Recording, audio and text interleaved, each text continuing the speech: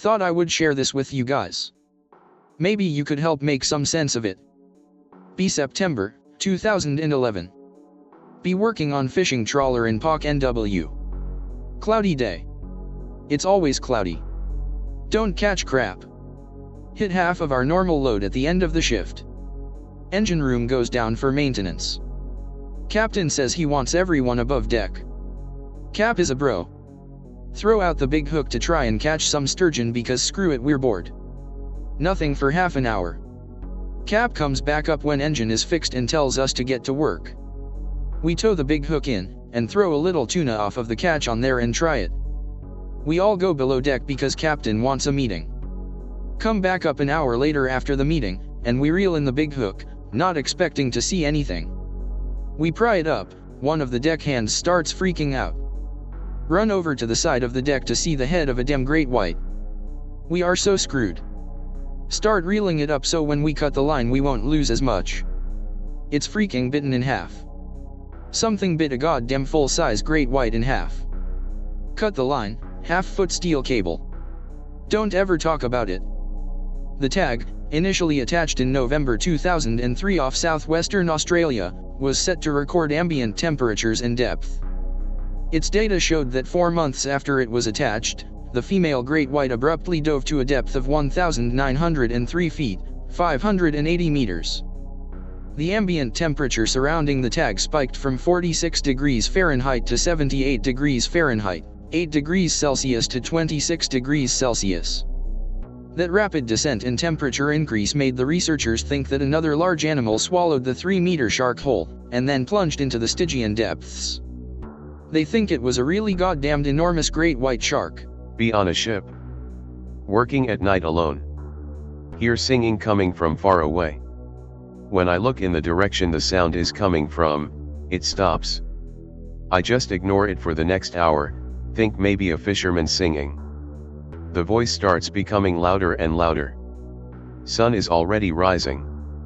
The voice is so loud, coming right from right next to our ship.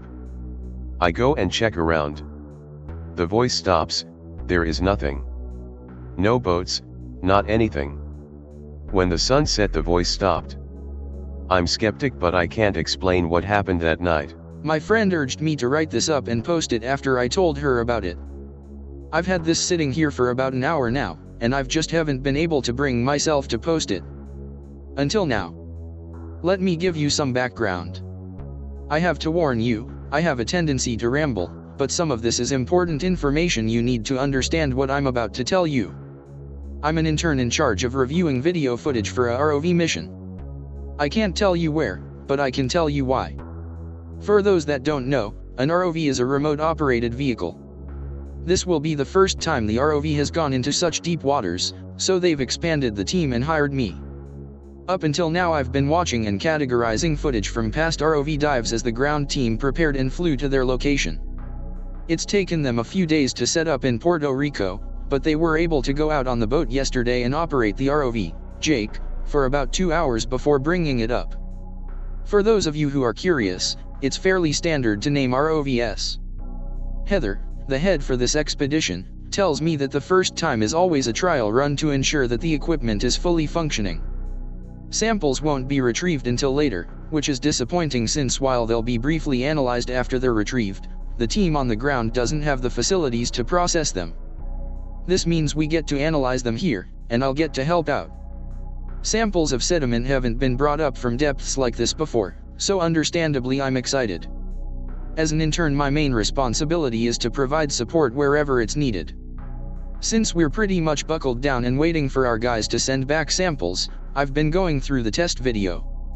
2 hours is a pretty long time for a test, especially when you're squinting into the dark for what might be flicker of a fin or a glitter of bioluminescence. The first 150 meters are pretty interesting after watching hours of pitch-black training footage. There's not much beside the occasional shark and silvery schools of fish, but I find myself yearning for them when the ROV slips down further into the depths. I can see on the overlay that it's now at 200 meters, and the water is murky and dark. It's hard to see just about anything, and I'm having trouble identifying what little life I can see. I should stop here and explain my job to you. I'm to sort video into 3 categories. 1. Contains no life, 2. Contains identifiable life, and 3. Contains unidentifiable life. Ostensibly this system is chosen to allow for easier discovery of new species if they are observed, but it leads to a lot of my time spent over cryptic keys to aquatic vertebrates, some which date back to the early 1800s. The good news is, for the duration of the Jake's expedition, I'll be able to identify to group. The video is timestamped and the ROV reports GPS coordinates, so if I find something completely new, Heather and the rest of the team can revisit the place where they found it to try to get more footage. Now there's something you have to understand about the deep ocean. There's an incredible amount of pressure down there, and very little to eat. If you aren't small enough to survive on the pieces of detritus that filter down from the sunlit zones above, you have to hunt in the pitch-black depths. As you can imagine, most of the creatures we find at the bottom of the ocean are very small. I'm telling you this because I need you to understand just how strange this video footage is. At about 3 minutes into the video, something juts into the ROV's bubble of light. When I say something, that's not quite right. Rather, it's someone. It's a human foot. At this point I jumped out of my chair and ran to my supervisor, Gabby. She took my out-of-breath appearance to mean that I'd found some sort of exciting new discovery in the footage, and she was almost angry when I tried to tell her the truth of what I've found. In fact, she refused to even watch the footage, insisting that too many hours of staring into the dark was making me see things. I was left with instructions not to bother her again unless I had something real. Now I'm sitting here in the dark with this video. I know I have to get on with my work and keep scanning the rest of the footage. But there's something about that clip, it just keeps coming back to me. Shouldn't the discovery of human remains undecomposed this far down be fascinating? With the lack of food sources down there, it seems nearly impossible that flesh would last for any time at all. It could indicate very different microbial composition to the surface, if not even greater anomalies. I guess I'll bite my tongue until the sediment samples get here. They're supposed to arrive tomorrow. I'm signing off for now. I have to get back to the video. There's still about an hour of it to go through, and I don't want to make Gabby angrier. I need this job for grad school, and I'm sure as hell not going to jeopardize that by pushing too hard. Update. I went through the rest of the footage and there's nothing special. I did see what might be an unidentified species of octopus, but after a few hours of digging through species keys, I was able to find it. It's not named, but it is described. That's the problem when your newer reference materials are hastily compiled manuscripts that are sitting in publication limbo. I told Gabby anyway, because a sighting of a newly described species is pretty important. She seemed rather apologetic, and even took me aside to say she was sorry. Gabby didn't mention it, but I know that she's the one who wrote the grant proposal for Jake's use, and it's on her if the operation doesn't produce results. So I understood when she told me that she knows it gets tedious staring into the dark and searching, hoping for results. I understood when she said your mind plays tricks on you. And you know what? She's right. I couldn't get that video off my mind. I knew what I saw, or at least I thought I did. It was pure darkness until that pale, limp foot floated into view. For a split second I thought it had kicked, as if it could somehow possibly be attached to an animated body. But that was impossible. To be honest, it wasn't the presence of human remains that disturbed me. It was how well preserved it was. For a bundle of flesh like that to descend almost 5,000 meters without so much as the curious nibbles of fish or bacterial decomposition just doesn't seem right. Even more disturbing is the, and I cannot find another word, this, freshness of the limb. Disregarding the shock it gave me when I first saw it, thinking of it now and having read the articles you guys have posted, it makes me shiver when I wonder about how it became a lone foot in the depths of the ocean. It was these thoughts that kept that pale foot swimming in my dreams, set on a shadowy backdrop at 4,700 meters. At the very least, the owner of that foot is owed an investigation. The next morning the first thing I did at work was to watch that video. Or at least I tried to. I pulled up the clip and played it. It's just black. An entire 23 seconds of darkness. I checked the timestamps, and there's nothing missing. I know it's possible someone edited the video, but I'm starting to feel a little bit crazy. I think Gabby might be right. Atop the salt-encrusted docks and piers of Seattle squats an ugly clapboard shack, its windows smeared with grime and the walls draped in fishing nets. The Oil Slick, an aptly named bar riddled with age and barnacles but a sanctuary to the swarm of deckhands and sailors that spend their days scurrying across the rotting hulls of ships and their nights slipping into a drunken stupor. It's a rough bar, where a careless comment will earn you a punch to the face and a long fall into the grimy waters below. On any given night one can find an aged Chinese sailor curled up against the bar, a broad-shouldered old salt with a bulging gut and an empty stare pasted across his wide face. His name is Hao Ming, but to the regular flotsam of the pub he's known as the man of the 28 dragons. 28 scaly tattooed reptiles twine sinuously across his arms and legs and twist menacingly across the bunched muscles on his back. Hao claims each dragon represents a crucial part of his life, stories transformed into ink. Buy him a drink and he'll be happy to share the thrilling tales behind each one, carefully describing how the dragon's colors represent his joy, terror, love, loss, and death. Visit him 28 nights and buy him 28 drinks and the powerful stories of his life will weave and merge before your eyes until they resolve into the aging man drinking next to you. And then, satisfied you have exhausted his treasury of adventures, you'll excuse yourself and float out into the night, the light and noise of the Oil Slick bobbing away across the dark waves. And the man of the 28 dragons will finish his drink and clutch his faded shirt to his chest, his last secret, his hidden dragon safe. He swore long ago to never reveal the tattoo or the story to any living soul. And he never has. Except once. Once, on a stormy night, when the rain spattered like ink across the grimy windows and the wind howled through the cracked wood, when he told the story to me. It began as an entertaining night as I leaned on the counter sipping my poison and watching Ming pummel the face of some quartermaster who had drunkenly slurred a remark pertaining to damn slant eyes from across the bar. Stumbling backwards, the sailor grabbed at Ming's shirt, tearing the front and momentarily revealing Ming's chest. With a roar, Ming caught him under the chin and the drunkard slumped to the floor. Game over. Ming pulled his shirt back across his shoulders and walked back to his drink. The noise in the bar returned to normal, everyone laughing and continuing their private banter. I was the only one who noticed it, the black serpent scrawled over his heart. A Chinese dragon, its broad tail curling in loops behind it, long whiskers sprouting from its face like tangles of wet hair. Arming myself with the twin barrels of guile and alcohol, I took the seat next to him and offered him several slugs of amber liquid. He recognized me as one of the regulars and knowingly accepted my offer. Okay friend, he winked, holding out his arms, what story you want here tonight? I pointed my finger at his chest, indicating the hidden serpent curled around his heart. His smile vanished in a flash. With an inscrutable gaze, he stared into my eyes, his heavy lips curled down into a frown, almost a grimace. No good story, he grunted. Forget you seen it, okay. I was tempted to give up but noticed he was rocking slightly in his chair. Seizing my chance, I clapped him on the shoulder, telling him not to worry about it and ordering him several more drinks in the spirit of goodwill. 2 hours and a dozen drinks later he broke.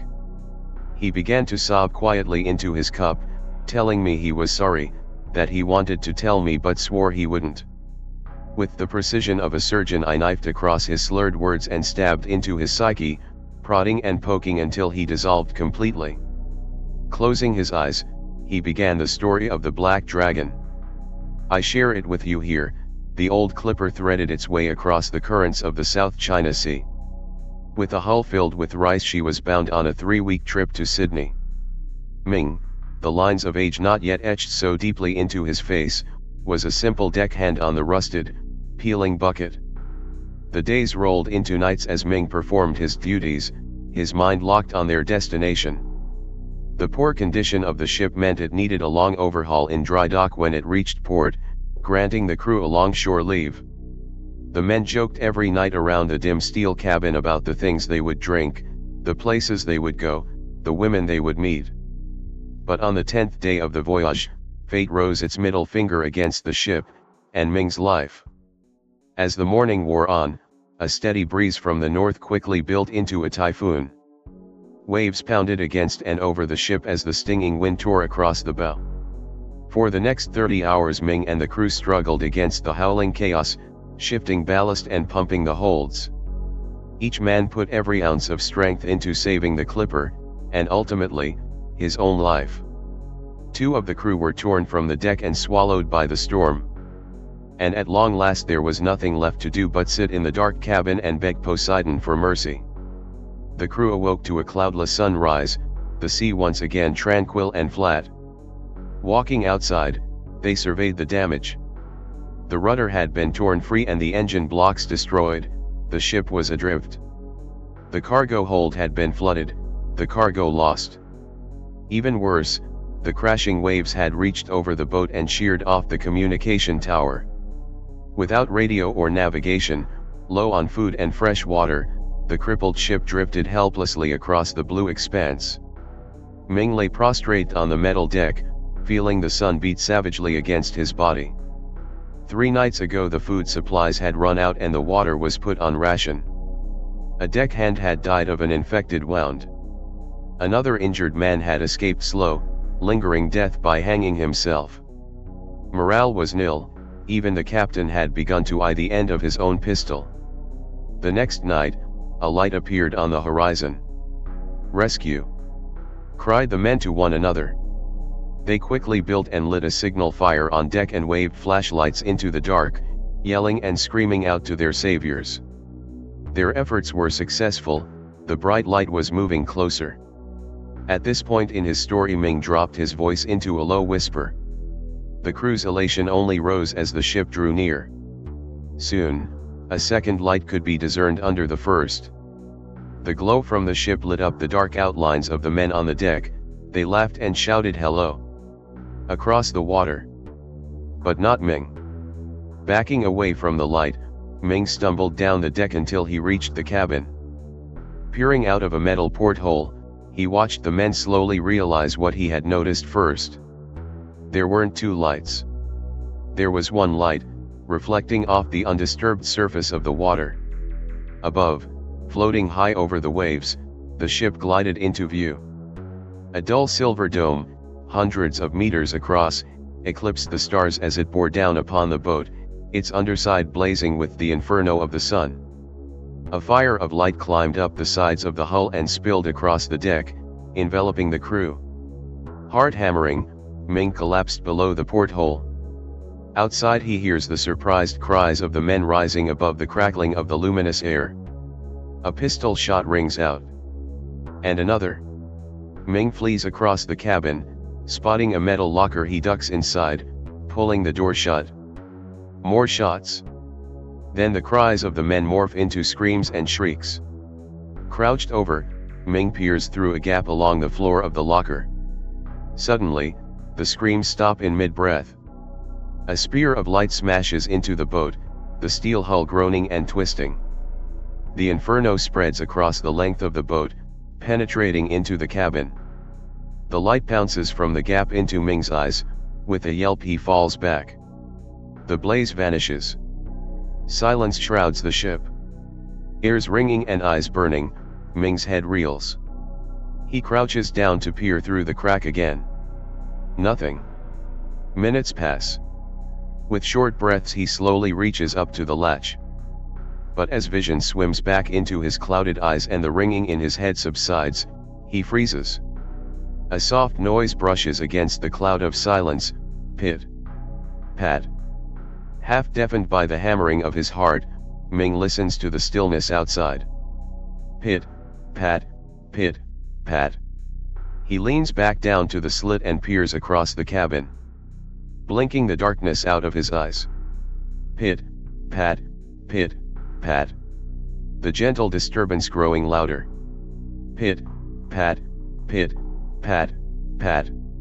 Struggling to see what lies beyond the upper edge of his vision, he lays his head flat against the metal floor.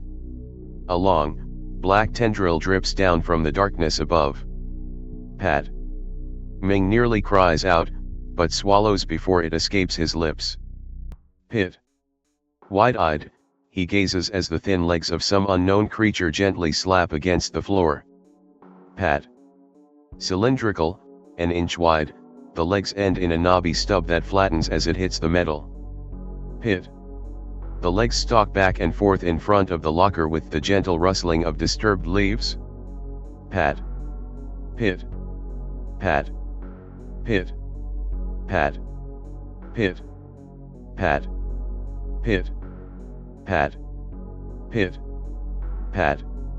The feet patter as the creature slowly walks the length of the cabin. Pit. Pat. Pit. Pat. Pit.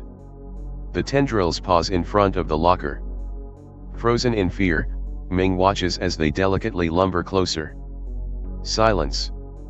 With a softer sound than before, like the brushing aside of a curtain, unseen arms explore the door of the locker, prodding, searching. A sharp screech of metal and the latch begins to rattle. As the bolt slides open, Ming clamps his eyes shut. A sudden brilliance of light flows in from the gap. A sudden patter and the latch falls down, soft footsteps retreating from the cabin. The light disappears. Once again, Ming is left in the blackness. The next morning he slowly exits the locker and wanders onto the deck. The boat is devoid of life. The deck and cabin are seared glossy black, a wide hole melted through the steel yawns down into the hull below. Quickly, Ming grabs the remaining fresh water and stores them onto the ship's lifeboat, along with a scorched pistol he finds near the railing. With starvation a certainty, he casts away from the clipper, rowing endlessly until its dark shape disappears over the horizon. The next day he's discovered and rescued by an Australian freighter. He rages deliriously of floating lights, thin tendrils of legs that slap, and soft rustling in the night. A week later, he explains to an official inquiry that the ship's fuel tanks exploded and sunk with all hands but himself. The clipper is never found and the public's interest fades. Ming moves on with his life. As he finishes his story he opens his eyes. I'm astonished, not to mention doubtful, at his vivid account. Still, I can't figure out why he has kept such an incredible tale silent for so long. I ask. He turns towards me, tears rolling down from the wrinkled corners of his eyes.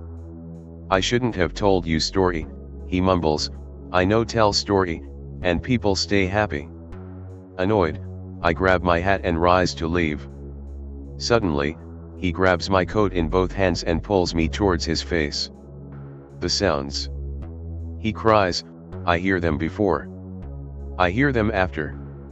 My whole life I hear them, but not see them. Now I know. I know what stalks in the night outside my window. He waves a finger in front of my face. You hear them too, but you not know what they are. I know. They following you too. Pit-pat pit-pat pit-pat pit-pat, behind you in the shadows. Anguished, he screams, spit and tears flying off his face. Always. Always, they watching. Watching you from the darkness. Sub/X. I was debating if I should post this story, but after a few weeks of nothing happening, I decided to say fuck it and post it. So first, some context. I work as a ranger in the Bargunzinski State Natural Reservoir near the Lake Baikal. Over the past years I've come to find out that Lake Baikal is a very fucked place. So here's a few of my experiences. I'll start off with a few oddities. Aside from the usual ice rings, Baikal's vehicles/animals/people stuck in ice, there are oddities like unknown ships appearing on foggy days. I remember spotting a few unidentified ships in my time and I've heard stories of really old-looking ships appearing in the fog. Another creepy thing that happens is dead animals washing up. Now that's nothing out of the ordinary, but some of the animals wash up completely hollow. Anything from fish to birds to even seals. Speaking of washed up animals, sometimes people stumble across the corpse of a Golomayanksa. Pick is what the fish looks like, so you can't blame people for being scared shitless when they see one. So on to the interesting green text worthy stuff. Be me. Be around 9 or 10. Me and friends go hang out. It's the winter. During the winter, Lake Baikal freezes up completely. So me and my friends are walking on the ice. We're hanging out and one of my friends calls us to him. He's crouched and is staring at the ice. He points and tells us to look. Two prints are pushing against the ice. They looked like suckers, but with fingers. They start moving, so we follow. We'll update shortly. We keep following until we hear a crack. Mostly Baikal is pretty safe to walk on, but it's better to be safe than sorry. 50. We stop. The prints keep going. Then the ice cracks open. Two massive limbs come out of the ice. They suck onto the ice and a creature rises up from the water. This thing looked like a cross between a lobster and a mosquito. Thing only walked on two legs. It was like 3 or 4 fucking meters tall. As soon as we see T, we run like hell, slip on ice like a retard. Friends abandoned me, thanks. Think I'm dead. Thing just walks by and keeps going. Come back home bawling my eyes out. Try to explain, but can't. Parents slap me and tell me to not go on a frozen lake without supervision. People commonly report seeing something similar in the north of the Baikal. Dark color, 2 legs, straw mouth, crustacean. Think I've gotten around 7 similar reports. On watch duty, I might have seen it on a few occasions. But it was always too far to really make out. First creepy thing that happened on the job. Boat goes missing. It shows up like a week later. We go to investigate. The boat is completely empty, so we dock it. So, while the search party looks for survivors. So I'm hanging out. Guy watching over T. Over the boat calls out through the radio. There's an intruder on the boat. We go check on it. There's a dude with a head just hanging out on the boat. Guy's really weird though. It's like he isn't even fully solid. Co-worker tries to get near the guy. The dude fucking splits apart into a few pieces and they all jump into the water. Big WTF moment. In the past 20 years there have been these 2 strange cases. In 2001 and 2013 bodies were found washed up with very strange markings. Their blood vessels were very dark. Their eyes were grayed out. And their muscles were very tensed up.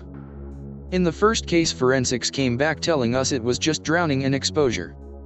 Second time we struggled to even contact them. Eventually they came back with the same result. Drowning and exposure. Thing is though, these people were incredibly experienced in their field.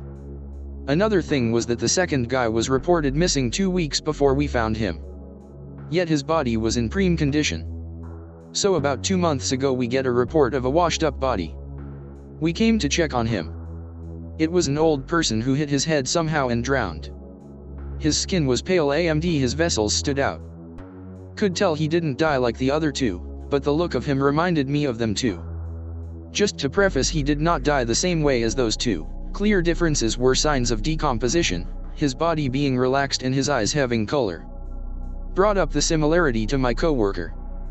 He didn't know about it, so I promised to tell him later. We met up at a local cafe afterwards. We were talking about the cases. Then we got interrupted by this old dude. We call him Mr.OniMan. For the longest time I assumed he was just some schizo. Dude is very dirty. Mutters to himself. Has no friend or family. Spends most of his time on the shore taking notes. He's not violent, but most people consider him a nuisance. So he INTE9s and instantly asks if their eyes were gray. I tell him. Yes. Mr.OniMan jumps in excitement. This gets awkward, so we get ready to leave. Mr.OniMan chases after us and asks us if they were decomposing. Now I'm intrigued. So I give him the benefit of the doubt and tell him to go off. Mr.OniMan then starts lay it out. I'll relay his words in bullet points. The thing that is responsible for those 2 deaths is called a crawling jellyfish. It can filter oxygen both from air and water. Its tentacles produce an adhesive which lets it crawl on land. It also produces an insanely strong poison. It works by completely destroying blood cells, and the slightest concentration of it can have disastrous effects on the body. The poison this jelly uses is 84% pure. The effect of the poison darkens the blood and destroys the pigmentation of the eyes. It also works as an amazing antibiotic which can preserve the body for more than a month. The chemical reaction between the poison and water tenses up the muscles. And they are exclusive to the Lake Baikal. They used to be a huge problem during the first half of the 20th century. Post-World War II, the government decided to use cyanide to kill off their populations. This poisoned the water supply, but it was covered up. He predicts their current population to be at the double digits. After this, I'm a bit taken aback. While Strick was going off, some guy tells him to shut up and fuck off. Strick leaves, but I'm really interested if he's got more to share. We'll update in a bit. After a week, I kind of forgot about the whole ordeal. Then I spotted Strick taking notes while on my patrol. I approached him and asked what's up. Dude almost jumped out his skin when I did so. I asked, is everything okay? He told me yeah with a shaky voice. Then I asked him about the dude that kicked him out the other day. Tells me that it's nothing. So I ask if he can tell me more about that jellyfish. He apologizes and tells he has to leave. I think to myself, how can a fucking hobo be busy? I start following him around and try to get him to talk. Strick just gives me the silent treatment. Keep following him for 30 minutes. Have to stop cause job. After work, decide to go ask around about Strick. Nobody really knows much about him. He's always just been a part of life. No one really knows when, where, or how he got here. He's just always been here. Decide to ask the dude from the cafe about Strick. You shouldn't hang around with that guy Anon. He's probably unhinged. Asked why he kicked him out. The guy smells like shit Anon. True. So in my travels I find out only one thing. The guy fucking loves chess. Damn good too. Sometimes he challenges the other old folks. Next day, buy a chessboard and wait in the park in the after hours. Bait worked perfectly. Strick comes out of the bushes, beer can in hand, and asks for a game. Try to get him to chat. Fucker is really focused on the game though. I'm shit and get beat in like 3 moves. He comes back for a rematch a few days later. Came up with the idea to give him something stronger. Russian standard. Works like a charm. He talks about how bad the pollution in the Baikal is and so on. Ask him how does he know so much. Oh, I was a biologist. Elaborate. Did research on the lake for almost 30 years. What happened then? Quit. Why? Didn't have a choice. How come? He looks at me. Hey Anon, you wanna see something cool? Come on, I'll show you something that'll blow you away. Agree. Don't wanna get raped in some crackton, so get knife just in case. You know Anon, you're a good kid. I'm in my 30s. Who cares, you're still young, that's why you have to see what I have. Okay. He gets to his makeshift home. Inside is a fucking VCR and 2 tapes. They're labeled 1988 1 and 2. What is this? Cool, eh? You kids probably never seen it before. Ask him if he's got a TV from the period. No. FFS, I have to get an adapter. No local stores have one, so I have to ship it. Fucker cost a leg and an arm. After 4 days it's finally here. When I get to Strick's shack, he's not happy. Tells me that I used him. We get into a heated argument. Eventually he breaks. For God's sake. Fine, if you want to watch them so bad, then let's go already. Told him that he's not gonna get near my apartment without a shower. Eventually he convinced me to let him use mine. After him, the shower, no joke, became a fucking gas chamber. So we finally hook up the VCR. It's insane how much care he put into maintaining it. We boot up the first tape. It's 2 hours long. Around a third of it is just the inside of a sub with nothing happening. While this is happening, I ask Strick to explain how and why he has these. Here's what he told. Turns out Strick was an important researcher during the Soviet era. The reason for this mission happening is because while making topographical scans, the Soviet Union discovered that the lake is actually deeper than previously thought. The scans showed that past the 1600-meter bottom the lake continues. This is because stronger sonar can penetrate the false bottom. What is the false bottom? He explained it as a layer of a dense, viscous underwater brine. Past this false bottom the lake continues another 1,200 meters. It is located at the center of the lake. The problem is that the Lake Baikal is a freshwater lake and such a thing should be impossible. So the mission was supposed to retrieve samples, geological data, and maybe explain the oddity. The actual video finally begins and 3 men enter the sub. One of which is our man, Strick. They descend and the tape shows the usual shit you'd find in the lake. Fish, seals, etc. The weird shit starts towards the end of the first tape. Passing 900 meters our first oddity pops up. Every creature shown in the tape was given an in-depth explanation by Strick. First thing the camera catches is a huge fucking jellyfish. And I mean massive. This fucking thing's body was about as big as a bus. The tentacles were definitely longer than a blue whale. Pick is the closest to it by looks. Strick walks up to the TV and points at its body. Its body is actually a separate ecosystem in itself. While feeding the jellyfish filters water so well that it actually creates a separate environment inside the creature. The concentration of water in the jellyfish differs from the outside by about 6 or 7%. This is enough of a difference to create a completely alien environment. Its size provides a safe home for many smaller creatures. The ecosystem is so advanced that there is a food chain inside. Theirs is a plankton that can produce energy with a very limited amount of light which is provided by the luminance of its host. They get eaten by a shrimp-like creature which gets eaten by an apex predator. Then the predator's waste is used to feed the plankton and so the cycle goes on. These creatures are not only exclusive to Baikal, but the jellyfish too.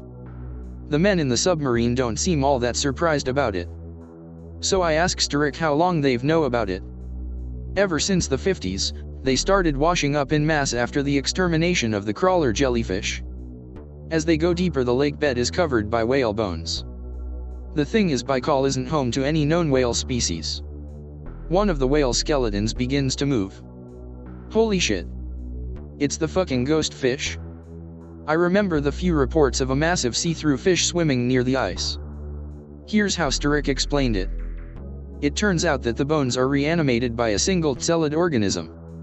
This organism begins to build a colony by mooching of the minerals in these whale bones. Eventually they construct a membrane around the skeleton which vaguely resembles a whale. The inside of this colony is filled with an acidic sugary solution which keeps the entire organism buoyant. It then travels in the lake, its new source of food being microorganisms that it digests using the solution. Though after a long time the solution will damage the whale's bones to the point where they cannot support the construct. The organism most likely dies here, because at this stage it can't filter water without moving. As they descend deeper weird things keep appearing. Crabs with legs the length of cars. A giant centipede-like creature. Huge eels. Tentacled creatures that connected in rings. What I think might have been trilobites. And more that I couldn't make out. Once they go down past 1,600 meters life becomes more scarce. Eventually they reach the false bottom. It is a massive brine pool. There is zero life around it. 1 or 2 dead fish surface from the brine periodically. Strick said that they took samples of the water above the brine. Said that the only life there were a few species of extremophile bacteria, but even they were struggling to survive. Okay, this is the part I was debating to post. Looking at what happens next fucked with my mind so hard I had to move away. So here's a content warning. I don't know if there really needs to be one, but here it is. Read at your own risk. They penetrate into the brine layer. At this point Strick stops the tape and tells me to stop watching. I ask why, but he ignores me and goes to take the tape away. I try to stop him, but he takes the tape and only that tape and runs off. For a week I ask him to let me finish it. He constantly shoots me down. My curiosity got the better of me. I knew that Strick wasn't a vigilant guy. So when he went for one of his regular walks around the shore, I went to his shack and took the tape. So last warning, proceed at your own risk. They descend 300 meters below the brine. Their sonar picks up something massive. They approximated it to be almost 2 kilometers in length. Then it comes on screen. This fucking serpent. Serpent isn't even a good way to describe its shape.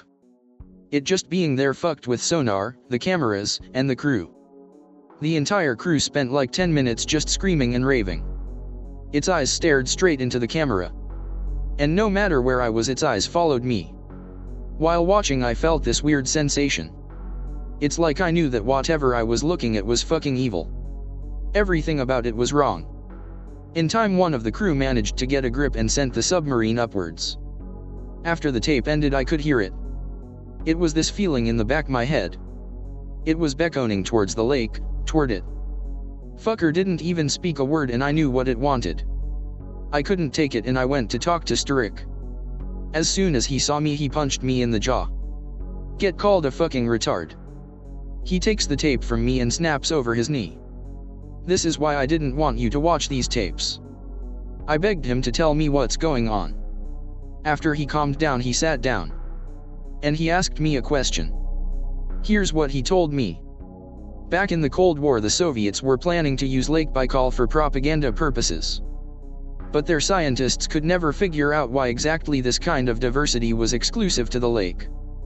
And it's not like the Americans had something to hide. If they couldn't hide the nuke, then everything was on the table. They cross-referenced every sea, ocean, lake, river, and puddle and found that over 60% of Lake Baikal's life was not found anywhere else. Why is that? Strick believes that it's that thing that lures life to it. For whatever reason, it attracts life to itself. Though the better question is, why is that thing there in the first place? He says because it's supposed to be a prison. Think about it. Why has the Baikal not changed in over 25 million years? Why is there a kilometer-deep layer of brine in a freshwater lake? Whether it's aliens, gods, or some natural phenomenon, that brine is keeping it in and everything else out. After the mission went bust, Strick decided to quit and stole the only existing footage of that mission. He tried to get a job, but since then he was blacklisted from getting one. So he remained here. I don't know why he chose keep that tape, but at least it's destroyed now. Eventually I couldn't take it. That thing fucked with my vision, senses, and even speech. So I was forced to move in with my sister in Chelyabinsk. It seems like proximity to the lake is what affects me. I still get nightmares and shit from time to time, but I don't know if it's some psychological thing or that thing. Interesting, thanks Anon. Reading the story, this is what I was picturing. Interesting. By any chance, did the face resemble this pic? Holy shit. That is uncannily similar, though the face should be longer, the mouth bigger, and there shouldn't be a nose.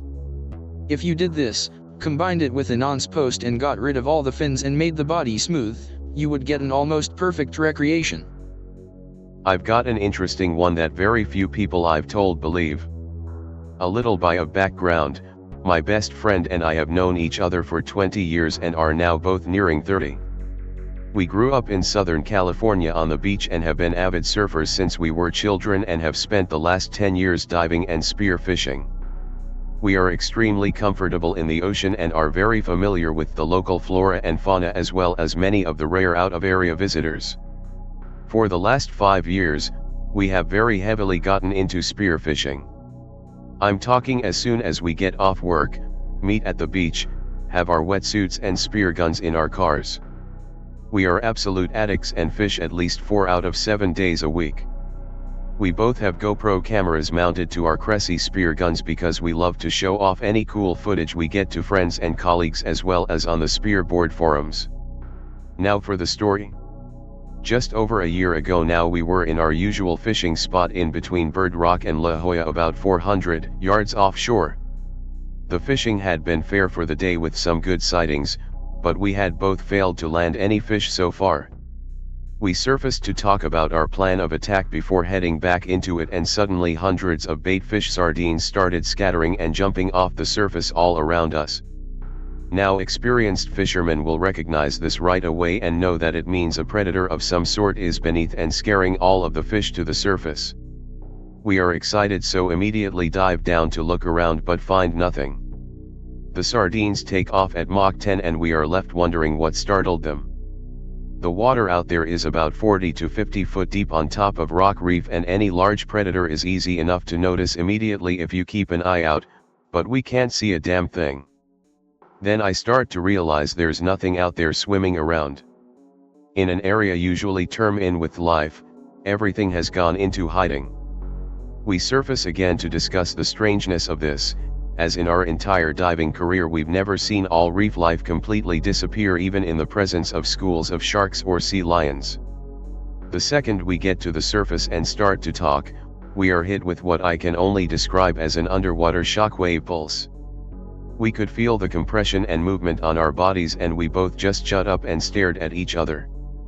Please note, we are about a quarter mile away from the shore with only our fins and leg strength to get us back. Normally this isn't concerning in the least, but we were both immediately worried and decided to head back. As we put our faces back in the water, we both felt this immense swelling rushing of water lift us back up to the surface. If you've ever swam near a whale, you'll recognize the feeling as they rise. It displaces you and moves you around like an amusement park ride. At this point we are freaking out because the only thing we can see around us for hundreds of feet is rock and sand. Then we spot it. It looks like a huge rock where there had previously only been sandy bottom. I'm talking huge. Size of a massive city bus huge. As we are both staring in disbelief, it moves. We point out spear guns at it to film, and I have no clue how to explain this, but I got the feeling that it knew our intent was to record or document it. The second we noticed it and starting filming, it took off like a bat out of hell with a massive jet of water propulsion. Think squid or nautilus. It was such a huge fucking amount of pressure that from 40 or so feet above it, we were pushed away as it left. Picture this.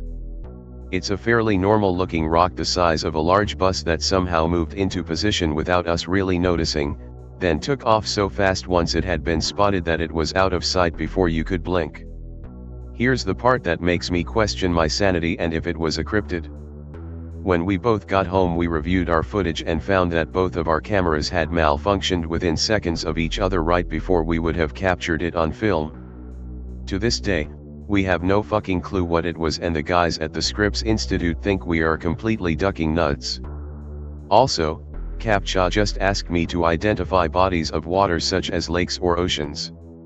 Jesus. Didn't happen to me personally, but be my dad. Living in a remote area of the Pacific NW coast during the 70s. Be fishing on a small motorboat. It's dusk. Seals hanging around boat because they're lazy cunts and like to steal your fish. One seal floating around 10 feet away. Water starts swirling beneath it. Looks like someone just unplugged a giant drain underwater. Suddenly no more seal. Nothing breaks the surface of the water afterwards. None of the other seals are touched. Orcas do not fucking hunt like that. I have one. Be me. B17. Snorkeling of the shore looking at the awesome fish and coral. Following one ugly looking fish that's pretty much walking along the seafloor. All of a sudden the fish starts flailing around like something grabbed its bottom. In a flash it gets pulled under the sand by some unseen force. After about a second it looks like the seafloor within a 5-foot radius of where the fish disappeared wells up. And a bunch of sand and fish parts get shot out the hole. Transform into the flash trying to get out of the water as fast as I can. Scared of touching the sand or mud at the bottom of any large body of water ever since. Everybody's got ghost stories from past dives. Mostly guys new to the North Sea's near zero visibility. It's like fog, makes your mind fill in the blanks. Add to that the hallucinations that sometimes come with HPNS, and basically everyone's seen something on a dive, but most, rightly, dismiss it. I've seen those kinds of things in perfect vis, crystal clear for 200 feet in front of me. I was real deep, but I don't get HPNS and I've never started seeing things. Some of them I touched, so either it's a hallucination of two senses or what I saw were real physical things. I mainly post on DIY, but thinking back to past dives keeps me up at night, and this is the board they said was the right place to talk about this kind of thing. Keep it coming OP, we love OC here. The helmets have cameras, although on about a quarter of the dives they're disabled. Usually not for any clear reason, but sometimes there's oddball stuff that doesn't belong there. Like, really huge seafloor installations that don't look like they're rig related, but something military. So it makes sense they'd cut our cameras. But other times we'll come up and after reviewing the footage, it's backed up, locked away and our copy is deleted. Since we see a huge variety of comically weird sea life, and later on when I try to identify it online it turns out to be a known species, the reasons for that aren't clear either. It's hard to tell the difference between what's bizarre but known, and what might get our footage locked up. An example is, a lot of the old-timers would say that back before Dipsteria enigmatica was a known species they assumed it was a hallucination, or at least the kind of thing you don't admit to seeing. That blew up on YouTube recently, people thought it was a monster. I can understand that. A lot of the stuff you rub elbows with down there fit that description. Some of the really big stuff is now known to be submersible rig equipment. A lot of modern rigs mount most of the hardware on the bottom, to insulate it from storms. The stuff that was obviously for humans is still officially non-existent and it's one of those things that's better for your health if you don't ask about it too much. Some of the sea life we'd commonly talk about is also not yet known to science. We're not out there to do research, so when we run into something like that, it's basically ignored. They're only looking for work-related shit in the helmet cam footage, not studying marine biology. Which is a shame. I see some of the things that meager, underfunded baby submersible expeditions uncover and publish big glossy photos of and it's like that's it. We scrape those off of the bell every day. You can try to tell those types about the really big, anomalous stuff but they laugh it off as tall tales. And if they haven't seen it themselves I don't blame them. How old were these old times?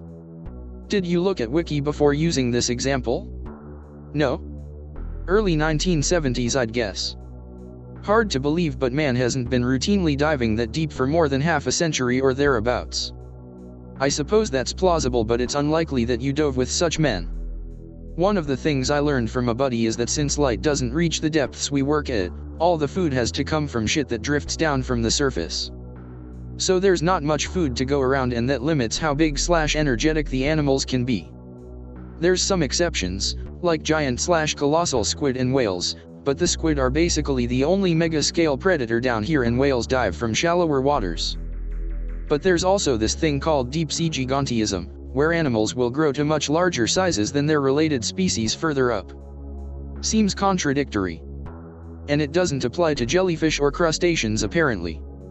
Everything I've seen that was man-sized or bigger was either something like a jellyfish, made of the same transparent rubbery shit, or something like an overgrown crab, shrimp, or lobster. A lot of those kinds of things ride up with us, clinging to the outside of the bell. The lights attract them. Hey OP, awesome thread so far. You worked with Global Diving and Salvage? You worked with Global Diving and Salvage? No, I'd like to. There's also an outfit that was hired some time ago to survey and document all the near-shore objects that show up as man-made on sonar down in, I think, Florida. For a guy like me that's a dream job.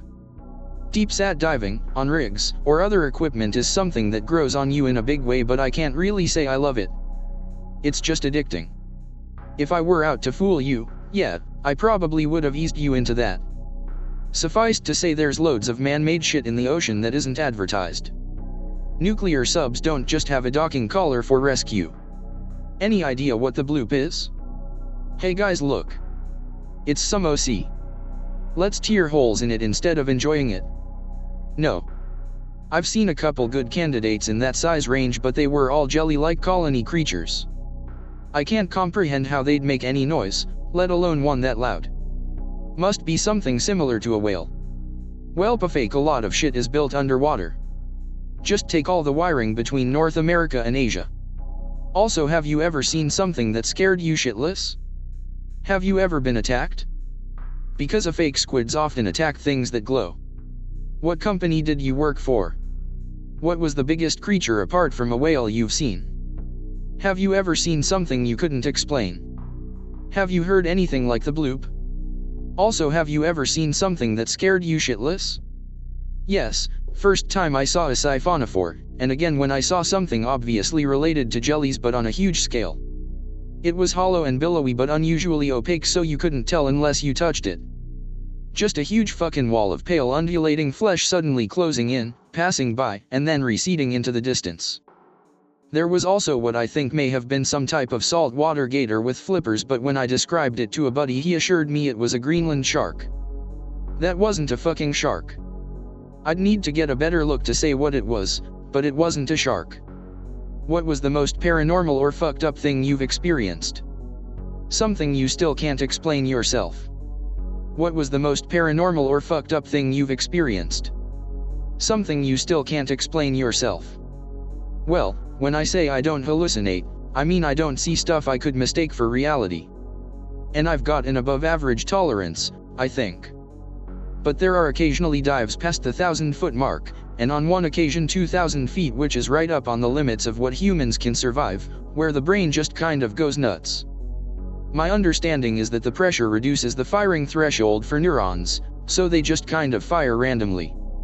Random colors, sounds, memories, tastes and smells, etc. I've never been deeper than 1,800 feet, but that's deep enough to feel the beginnings of it. Look into the changing symptoms of nitrogen narcosis by depth sometime. Starts out really pleasant, but after about 100 feet it turns into something you wouldn't wish on your worst enemy. Mixed gases are supposed to prevent that, but different people have different tolerances. You ever heard of anyone electrolyzing their own oxyhydrogen to breathe? The gas should be roughly 33% oxygen, but would the hydrogen be quickly or slowly poisonous? I think I remember some guy on Yahoo Answers saying it would hydrogenate all the fats in your body. Seems like it might be a handy trick for if you run out of air but somehow have electricity and plates for electrodes. Good for a movie, at least. Like having the worst bad trip ever in the worst place imaginable? Exactly. It's a fucking nightmare. Anon. You ever heard of anyone electrolyzing their own oxyhydrogen to breathe? For the really deep dives we used a breathing gas called hydrox. There's a variant with helium in it called hydroleox, but I don't know much about it. What I do know is, the Navy is hot for hydrox, because you can manufacture it aboard a submarine. By reclaiming hydrogen from the process they use to extract oxygen from seawater, they can make their own hydrox and never run out. Last I heard they were experimenting with pig digestive bacteria that, when seated in human stomachs, accelerates decompression by chemically neutralizing the nitrogen. Only works with hydrox, naturally, or I doubt they'd bother. Divers in the North Sea report the same thing, after a few pints. It's the poor vis. Can't see shit, imagination runs wild. But with the stuff that's actually out there, what they imagine might be tamer. Did you mean 180 feet instead of 1,800 OP? 1,800 would have got you pretty much killed. Ever got tunnel vision? Did you mean 180 feet instead of 1,800 OP? 1,800 would have got you pretty much killed. Nope, 1,800. The absolute known limit is 2,300 feet.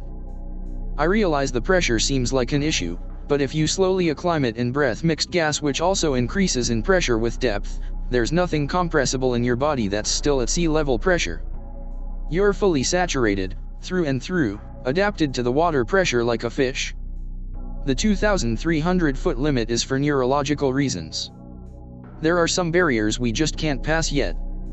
All this cool stuff goes unknown because no government wants to fund an underwater equivalent of NASA. That's retarded. Think of what we could discover. There was going to be a wet NASA back in the 60s. For a while after the Navy's Sealab program there was serious planning for a large 30 to 50 man deep sea research station called Ocean Lab, 1,000 feet down. They would have used a compact naval reactor to make hydrox breathing gas from seawater, so they could keep the base equalized with the water for ease of entry/exit. We decided on the shuttle program and Vietnam War instead, I guess. Officially, the Sealab program was cancelled after 3. I don't for a minute think they just up and abandoned the project. Just stopped telling the public about it. If what I saw was some modern iteration of that, they're almost certainly using the Ocean Lab scheme of nuclear-powered hydrox generation. I'd sure like to know what they know about some of these critters. Do you ever get scared of getting sucked or seeing vicious creatures? Last time I got sucked by a vicious creature, I wound up marrying it. Are there evil-looking and nasty creatures you've seen down there? Nothing really evil, as it's hard to think that way about lethargic animals. Even the predators are lethargic and hunt opportunistically, in short bursts of activity. Not much energy to be had down here. But yeah, for some reason the deep ocean produces almost exclusively nightmare animals. Everything in the shallows is colorful and cute, everything down here is pants shitting. Link to wikipedia.org on high pressure nervous syndrome, HPNS. Did not know that. Thanks OP. Learn something new every day. Oh, the alien bases in the ocean, guys. That'll be the HPNS. I've seen some strange artificial junk but never any little green men in submarines.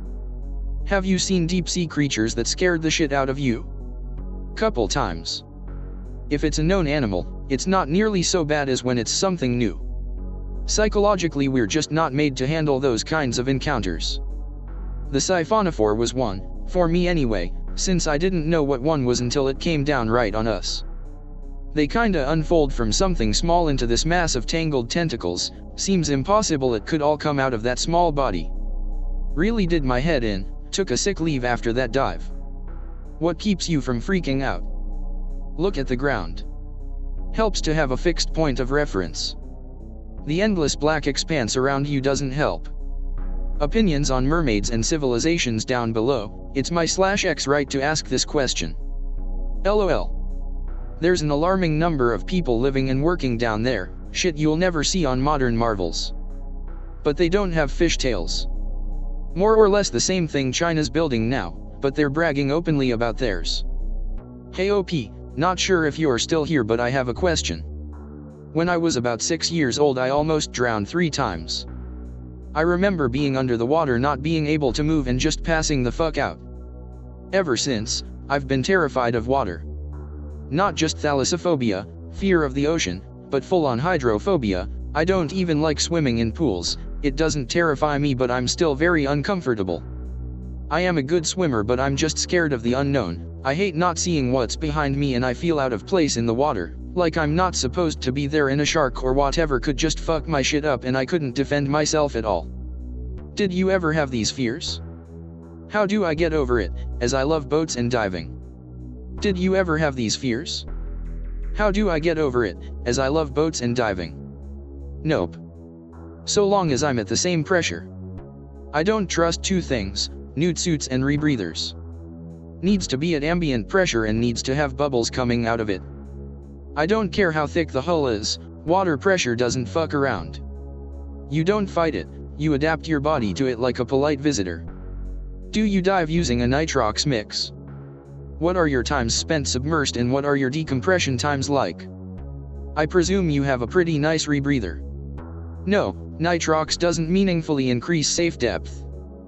You might be thinking of heliox or trimix, but those also are only safe down to a certain depth, after which hydrogen-based breathing gas is the only game in town. How old are you and how can I contact you? I like you, OP. Oh, FBI, everybody run. I just quickly read through this thread, so forgive if I repeat a question. What sorts of scary things have other people claimed to have seen and experienced? And are there any urban legends along those same lines? Wait, aqua legends? There's a sizable contingent of conspiracy types in this field, most of whom buy into the USO stories, unidentified submerged objects. How long are your decompression times? You must spend half a day with the depths you have been describing. Half a day. Try several days. I got a good laugh from this though, thanks. That's what the Navy is going for with biochemical fast decompression though, I'm keeping an eye on that. I don't mind being cooped up in the deck chamber, it's got all the basics you need to be comfy, and I'm whatever the opposite of claustrophobic is. Will someone like you ever be able to walk around on the Challenger deep? Well, my first instinct is to say no. Calcium liquefies under that pressure. And 2,300 feet is where the brain stops functioning coherently. But I have been reading transhumanist sci-fi recently that makes me think someday it could be possible. But the person who did it wouldn't be human even a little bit. More interested in species OP, you say you've seen a lot of species that haven't been officially classified yet. Can you describe some of those species to us? Also, any stories of fellow divers that actually went med from the dives? I presume your decompress ions are done in a chamber, so? If this is the case, does initial ascent make you very ill? Nope, I don't get seasick, motion sick, HPNS, anything like that. I've got a seaman's constitution. I only gave it up because there are health effects, similar to living in space for long periods, like weakening bones and cataracts. So generally guys work in this field for less than a decade before moving on to something less taxing on their bodies. Do you have a girlfriend? Would if I could get away with it. Anon. Can you describe some of those species to us? The strangest was the thing my buddy insisted must have been a Greenland shark. It had smooth gray skin like a dolphin, but a head that was like a stretched out spade, very triangular, and streamlined with a dolphin-like jaw. It had a long tail and 4 flippers. Couldn't place it. Wasn't a fish, wasn't a mammal. Definitely a vertebrate. And definitely not a fucking shark, or a hallucination. Circled me 4 or 5 times like it was checking out the work site, then swam off. Last I saw of it. I have a buddy in the Navy who told me about how he picked up a really strange sound on sonar that his commanding officer told him to ignore. Are there any sounds on sonar that you're also told to ignore? Loads. No way to identify them all. And never any willingness to pass it on to scientists lest they discover some endangered species or some shit that gets the site shut down. Okay, I was watching Ancient Aliens and I heard about this place in Japan, Yonaguni, Japan, that really appears to be man-made to me and many others, and then there's that Bimini Road that appears to be man-made. I also read the bloop was pinpointed to be like not far off from where the ancient city Thula ruled was described by H.P. Lovecraft. Thoughts on this stuff? Are you familiar with the bloop? From what I understand of it, and I could be wrong, it's allegedly made by a beast that makes whales look small. Do you think there could be a beast that large down there? Do you honestly believe that there's even bigger colossal creatures in the deep? Yeah, everyone's got their pet theory. I think it's just something really big we haven't seen yet. We could hunt it down, but nobody wants to front the cash for it. Anon. I don't really buy into that kind of thing. I can't explain some stuff I've seen, but I wouldn't jump to ETS as the first explanation for it. Do you honestly believe that there's even bigger colossal creatures in the deep? There's room in the ecosystem for maybe one more very large predator, alongside whales and colossal/giant squid. Probably something not closely related to either. We're living in the era when that question will be answered. Ocean Explo has really ramped up lately since James Cameron dove the Challenger deep. What are some of the man-made things you've seen that you can't explain? One job had me documenting wreckage near the equator, nice excuse for a vacation.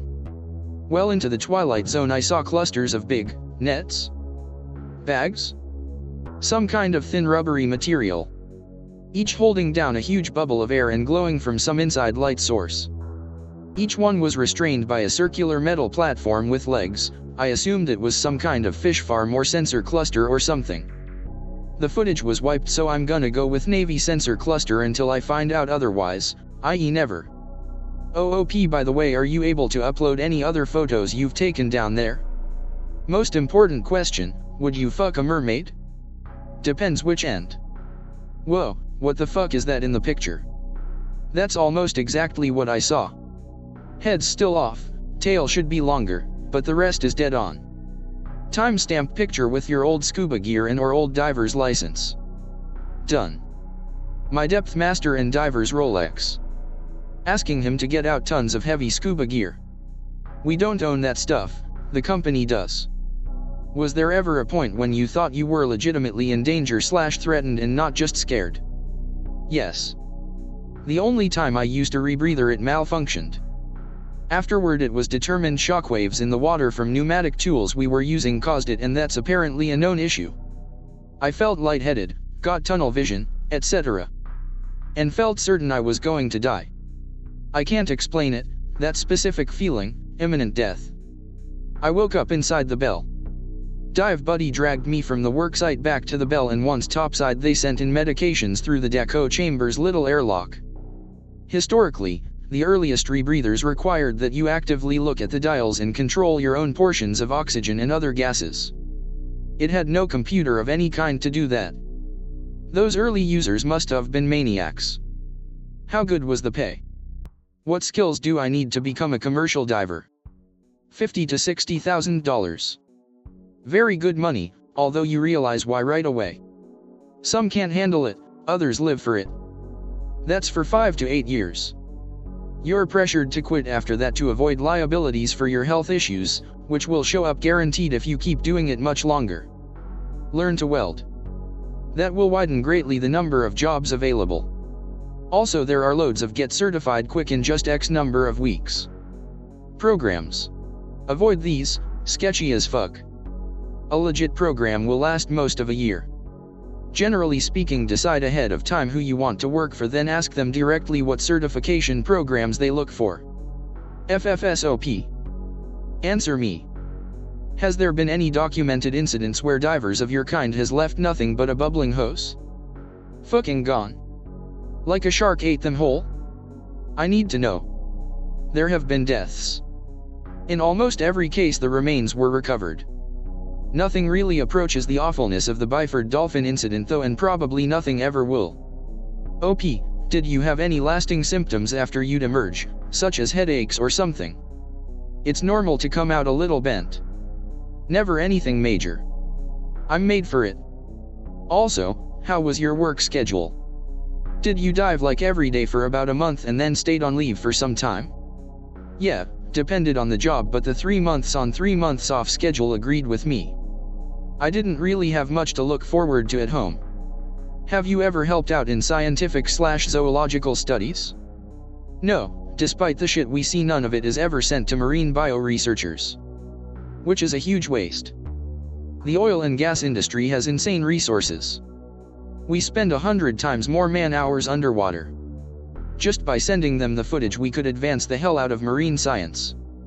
But we don't, in case they spot something that could shut down drilling for environmental reasons. And what is the largest creature you saw at work? The billowing sheet of rubbery white skin.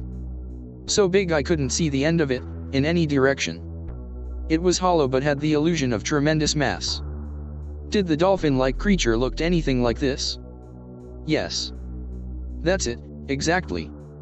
But way smaller, about the size of a man, and pale gray everywhere.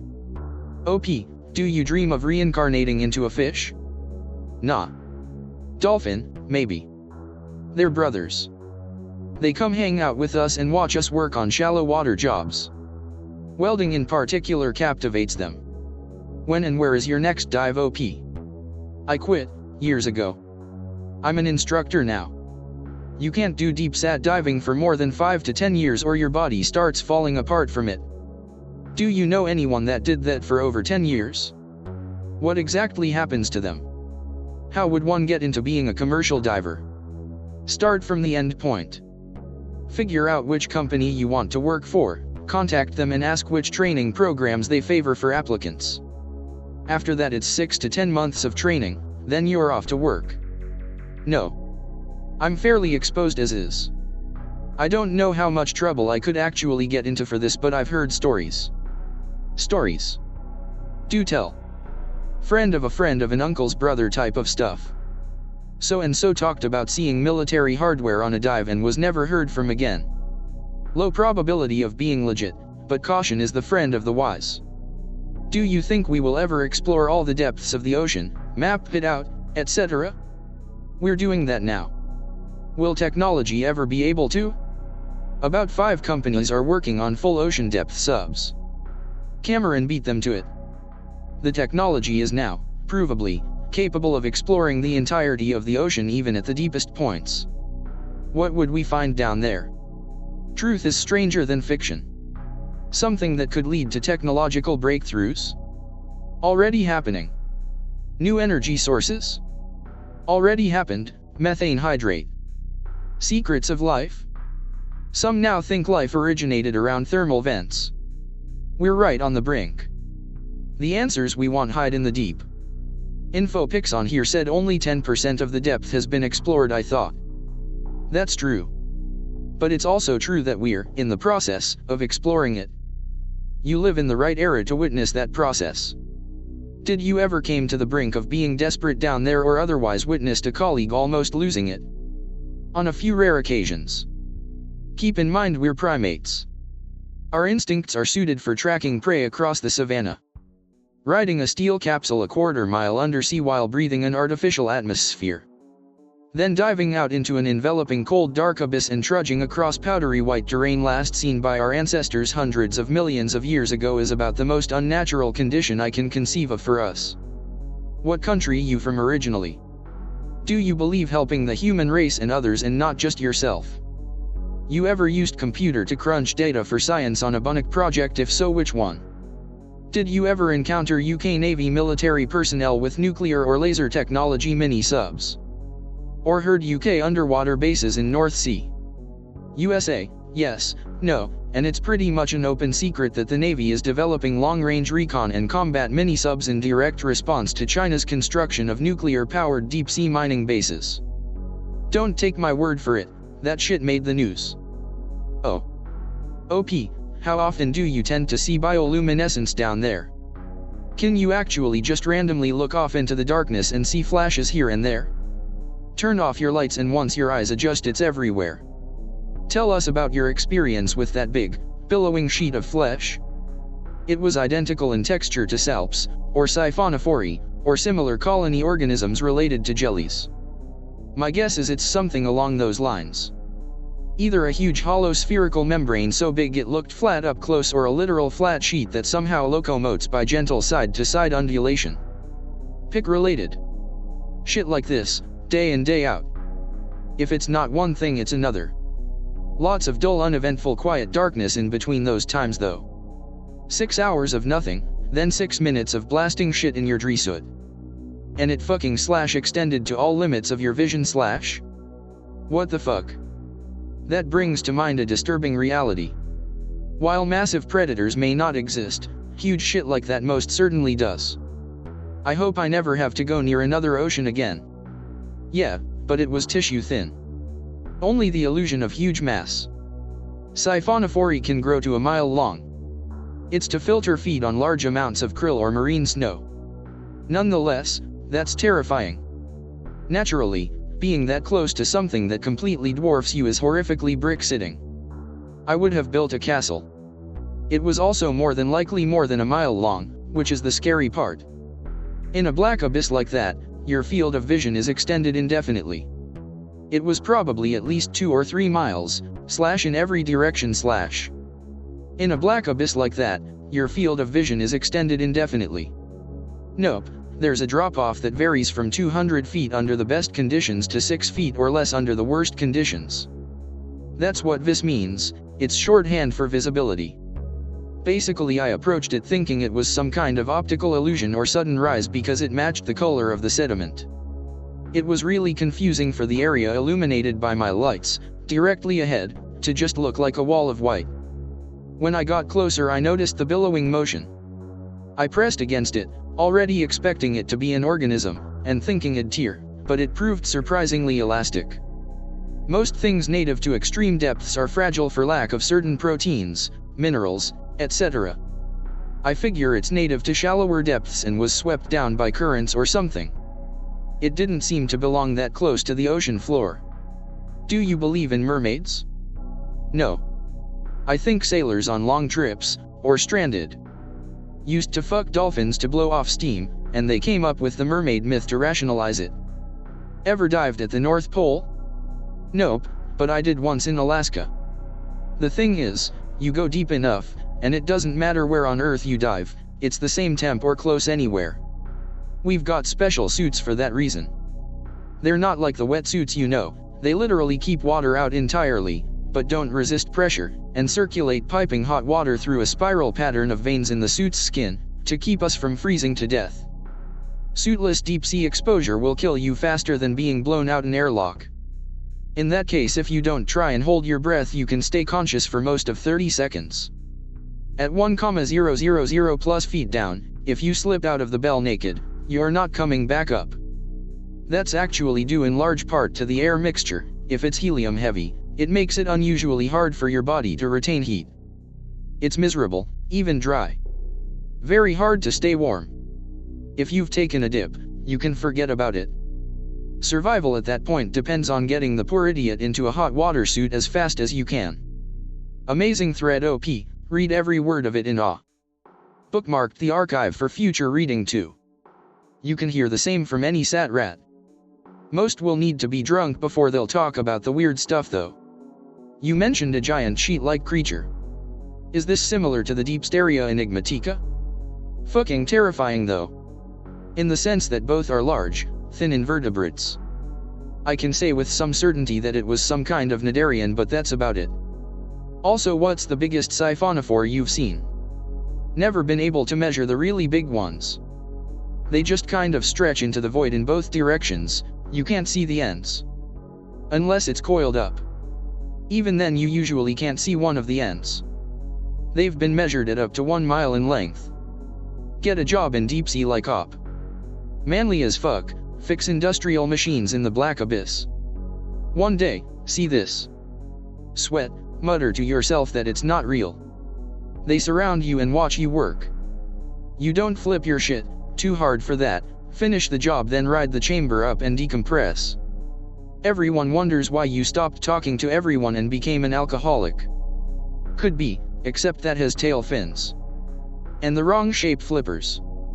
And much smaller rear flippers. Is that thing a mammal? It would better explain the smooth gray skin. It had skin exactly like a dolphin's but a shade paler. And it acted like it was interested in the work site. Or it just had no natural fear of humans, or both. Thanks a ton for the great thread OP.